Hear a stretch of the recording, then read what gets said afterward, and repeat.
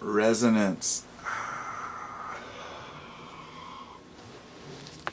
How's it going, everybody? This will be kind of a condensed version of my previous video, which ended up being about 24 minutes long.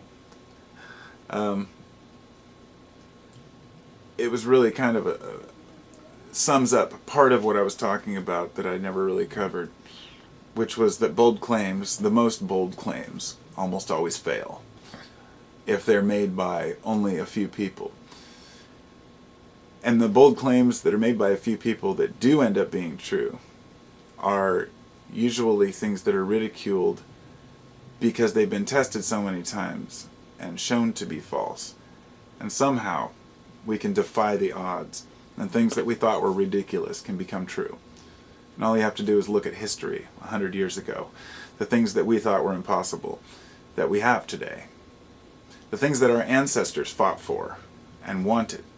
Like I was telling my oldest son today that there's a time when people just imagined having food in a supermarket where they could just go pick it up and it was packaged.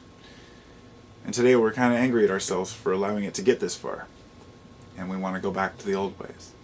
That there's always this, it could be better, the grass is greener on the other side. But among all of the things we do as a society, there are always people who step up and make these very bold claims about our future, about what's going to happen, or prophecies. And that's the type of person I'm talking about, the prophecy makers, rather than not the necessarily the people who are making scientific claims or saying this could be true, but the folks who are saying on this specific date, this is going to happen. When I was young, I was really into Nostradamus. I read all his quatrains, or at least a lot of them, and I found a lot of it to be interesting. I read about a lot of different prophets, like Sleeping Prophet, and you've got all these different ones that are claimed later to be true. But in retrospect, there's nothing in the original prophecy that could really be taken and done anything with to say, okay, this particular date, this is going to happen. It was always after the fact. There's a name for that. Like after the prophecy happens, a person goes back and they find the prophecy that fits the situation. But the prophets of the past may have had something going for them. For example, Nostradamus, maybe he could see the future. It's not about whether they could see the future or not. I guess this isn't even really about the older prophets, but this is about the guys today who are on YouTube who are claiming to that on December 17th, the world's going to end. On January 16th, the world's going to end. And every year, these claims go on and on and on. They'll be made by specific individuals on specific channels.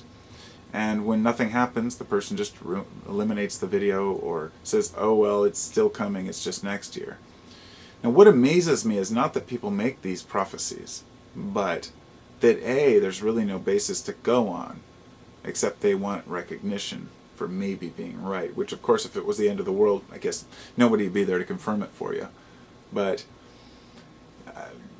it's almost as if these are the folks who are waiting for the world to end. The people who are the defeatists, who have lost hope in mankind. And it's a disturbing thing. It really is. But there's a difference between a true prophet and someone who's just making end-time claims. And I think we've all seen the end-timers on YouTube and elsewhere. I don't believe that they have ill intent. I don't believe that they're necessarily trying to be fearmongers, but rather that they are scared in their own lives, that they've had adverse conditions, perhaps some sort of distrust has formed in their lives where they don't any longer trust their fellow man, which creates this air of superiority or arrogance towards others because they're angry that they've been lied to. And this is how a suspicion of government, of science. I had a conversation this morning with a fellow who was saying that scientists were, they just want a peer review so they can, fool everybody else. And I explained to him that peer review just means another scientist actually tries to do the same experiment. not that they're peers, meaning they're friends, or that they're trying to back each other up. The truth is that most scientists are actually would prefer to disprove or show something was different than another scientist, to show that they have a different, approach that was right. In other words, this urge to learn new things and to be the one to discover it are the ones that keep science going. But science is looked upon as this enemy of people because science tends to question things like prophecy or really try to pin down particular things. Anyway, this isn't really about science, and I had a point that I was trying to make there, but I guess this video has already gotten longer than I hoped. I just kind of wanted to talk about prophecy for a minute because a lot of folks have told me over the past, hey, you've just got to look at this guy, or hey, this guy's claiming on December this is going to happen, or, every year it's something different. And I fell for it for a while. I started this in 1998. I was into my conspiracy phase, and it went until 2012, basically. I was waiting for some sort of a revelation to happen in 2012. But the closer we got, the more I realized, wait a minute, nothing's going to happen. And then something finally did happen. December 2012 was a point where I chose to make a change in my approach to life. It's where I started to rethink how I wanted to live and feel. So I used that as a catalyst, as a way to gain a new understanding of life. So maybe it was a spiritual transformation, but only for those who made the choice. And I realized at that point that everything is like that. The dates are irrelevant. The time is irrelevant. Forget about December. Forget about 2030 or 2005.